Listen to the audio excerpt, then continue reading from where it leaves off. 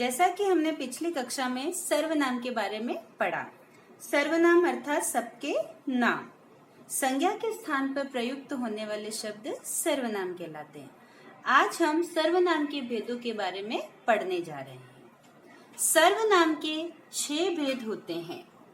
पहला पुरुषवाचक सर्वनाम, दूसरा निश्चयवाचक सर्वनाम, तीसरा अनिश्चयवाचक सर्वनाम, चौथा संबंधवाचक सर्वनाम, पांचवा प्रश्नवाचक सर्वनाम और छठा प्रकार है निजवाचक सर्वनाम।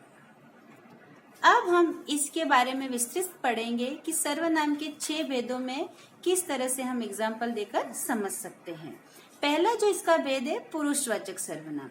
पुरुषवाचक सर्वनाम अर्थात वह सर्वनाम जिस सर्वनाम शब्द से कहने वाले, सुनने वाले या अन्य व्यक्ति के बारे में बोध हो, अर्थात अन्य व्यक्ति के बारे में जानकारी प्राप्त हो, उसे पुरुषवाचक सर्वनाम कहते हैं। पुरुषवाचक सर्वनाम 3 प्रकार के होते हैं। पहला है उत्तम पुरुष। उत्तम पुरुष का मतलब हो गया जहां कर्ता अपने स्वयं के बारे में बात करता है या स्वयं के बारे में लिख रहा है। जिन सर्वनामों का प्रयोग बोलने वाला तथा लिखने वाला अपने लिए करता है, अर्थात अपने स्वयं के लिए करता है, जैसे मैं, हम सब आदि। दूसरा हो गया मध्यम पुरुष। जैसा कि नाम से स्पष्ट है, मध्यम का मतलब बीच में, अर्थात इन सर्वनामों का प्रयोग जिससे बात की जाए उसके लिए होता है। जैसे अभी मैं आपसे बात कर रही हूँ तो आप मध्यम पुरुषवाचक सर्वनाम के अंतर्गत आते हैं, जैसे आप, तुम, तुम्हारा, तुम सब आदि।